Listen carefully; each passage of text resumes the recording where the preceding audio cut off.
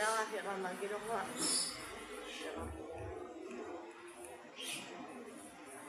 Dia belikan obat lah.